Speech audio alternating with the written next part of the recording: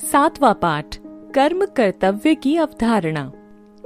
ये जान लेना आवश्यक है कि कर्तव्य क्या है। यदि मुझे कोई काम करना है तो पहले मुझे ये जान लेना चाहिए कि वह मेरा कर्तव्य है और तभी मैं उसे कर सकता हूँ। विभिन्न जातियों में, विभिन्न देशों में इस कर्तव्य के संबंध में भिन्न भिन्न धारणाएं हैं।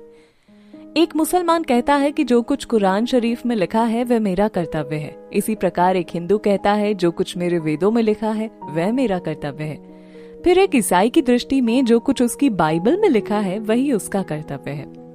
इससे हमें स्पष्ट दिखाई देता है कि जीवन में अवस्था, काल एवं जाति के भेद से कर्तव्य के संबंध में धारणाएं भी बहुविधि होती हैं। अन्याय, सार्वभौमिक, भाव सूचक शब्दों की तरह कर्तव्य शब्द की भी ठीक ठाक व्याख्या करना दुरूह है। व्यावहारिक जीवन में उसकी परिणति तथा उसके फलाफलों द्वारा ही हमें उसके संबंध में कुछ धारणा हो सकती है। जब हमारे सामने कुछ बातें घटती हैं तो हम सब लोगों में उस संबंध में एक विशेष रूप से कार्य करने की स्वाभाविक एवं पूर्व संस्कारानुयायी प्रवृत्ति उदित हो जाती है और प्रवृत्ति के उदय होने पर मन उस घटना के संबंध में सोचने लगता है। कभी तो वह सोचता है कि इस प्रकार की अवस्था में इसी तरह कार्य करना उचित है। फिर किसी दूसरे समय उसी प्रकार की अवस्था होने पर भी पूर्वोक्त रूप से कार्य करना अनुचित प्रतीत होता है।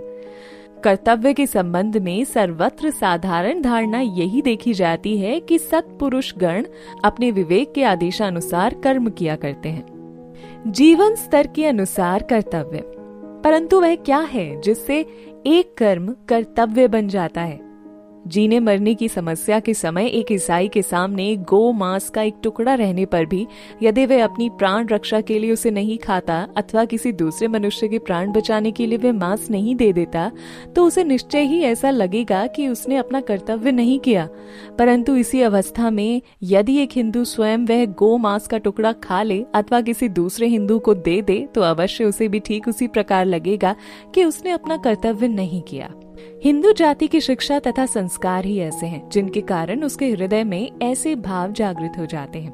पिछली शताब्दी में भारतवर्ष में डाकुओं का एक मशहूर दल था जिन्हें ठग कहते थे। वे किसी मनुष्य को मार डालना तथा उसका धन छीन लेना अपना कर्तव्य समझते थे। वह कितने अधिक मनुष्य को मारने में समर्थ होते थे उतना ही अपने को श्रेष्ठ समझते थे। साधारणतया यदि एक मनुष्य सड़क पर जाकर किसी दूसरे मनुष्य को बंदूक से मार डाले तो निश्चय ही उसे ये सोचकर दुख होगा कि कर्तव्य भ्रष्ट हो उसने अनुचित कार्य कर डाला है। परंतु यदि वह मनुष्य एक फौज में सिपाही की हैसियत से एक नहीं बल्कि 20 आदमियों को भी मार डाले तो उसे ये सोचकर अवश्य प्रसन्नता होगी कि उसने अपना कर्तव्य बहुत सुंदर ढंग से निभाया। इस प्रकार ये स्पष्ट है कि केवल किसी कार्य विशेष का प्रचार करने से ही हमारा कर्तव्य निर्धारित नहीं होता। अतएव केवल बाहर कार्यों के आधार पर कर्तव्य की व्याख्या करना नितांत असंभव है। अमुक कार्य कर्तव्य है तथा अमुक अकर्तव्य कर्तव्य का इस प्रकार विभाग निर्देश नहीं किया जा सकता, परंतु फिर भी आंतरिक दृष्टिकोण से कर्तव्य की व्याख्या हो सकती है। यदि किसी कर्म द्वारा हम भगवान की ओर बढ़ते हैं तो वह सत्कर्म है और वह हमारा कर्तव्य है। परंतु जिस कर्म द्वारा हम नीचे गिरते हैं वह बुरा है, वह हमारा कर्तव्य नहीं। आंतरिक दृष्टिकोण से देखने पर हमें ये प्रतीत होता है कि कुछ कार्य ऐसे होते हैं जो हमें उन्नत बनाते हैं और दूसरे ऐसे जो हमें नीचे ले जाते हैं और पशुवत बना देते हैं।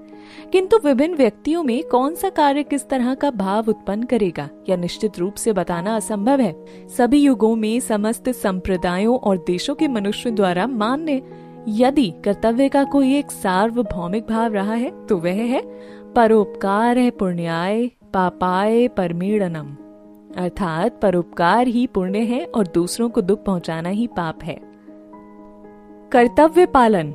बाद में हम देखेंगे कि कर्तव्य की ये धारणा भी परिवर्तित हो जाती है और ये भी देखेंगे कि सबसे श्रेष्ठ कार्य तो तभी होता है जब उसके पीछे किसी प्रकार स्वार्थ की प्रेरणा ना हो। फिर भी ये स्मरण रखना चाहिए कि कर्तव्य ज्ञान से किया हुआ कर्म ही हमें कर्तव्य ज्ञान से अतीत कर्म की ओर ले जाता है और तब कर्म उपासना में परिणत हो जाता है। इतना ही नहीं वरन उस समय कर्म का अनुष्ठान केवल कर्म के लिए ही होता है। फिर हमें प्रतीत होगा कि कर्तव्य चाहे वो नीति पर अधिष्ठित हो या अथवा प्रेम पर, उसका उद्देश्य वही है जो अन्य किसी योग का अर्थात कच्चे में को क्रमशः घटाते घटाते बिल्कुल नष्ट कर देना, जिससे अंत में पक्का मैं अपनी असली महिमा में प्रकाशित हो जाए तथा निम्न स्तर में अपनी शक्तियों का क्षय होने से रोकना, जिससे आत्मा अधिकाधिक उच्च भूमि में प्रकाशमान हो सके। नीच वासनाओं के उदय होने पर भी यदि हम उन्हें वश में ले आएं तो उससे हमारी आत्मा की महिमा का विकास होता रहता है। कर्तव्य पालन में भी इस स्वार्थ त्याग की आवश्यकता अनिवार्य है। इसी प्रकार ज्ञान अथवा अज्ञानवश सारी समाज संस्था संगठित हुई हैं।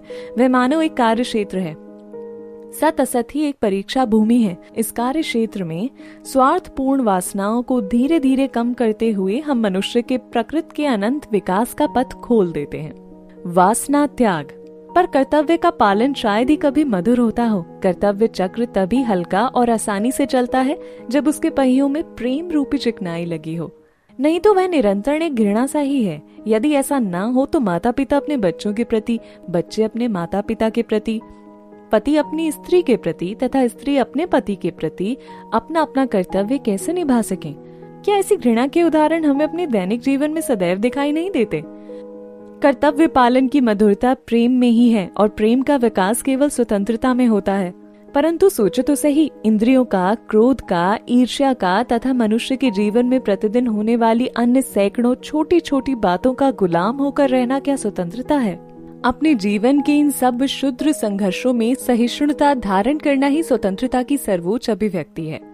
स्त्रियां स्वयं अपने चिड़चिड़े एवं ईर्ष्यापूर्ण स्वभाव की गुलाम होकर अपने पतियों को दोष दिया करती हैं। वे दावा करती हैं कि हम स्वाधीन हैं, परंतु वे ये नहीं जानती कि ऐसा करने से वे स्वयं को निरी गुलाम सिद्ध कर रही हैं। और यही हाल उन पतियों का भी है जो सदैव स्त्रियों में दोष देखा करते हैं।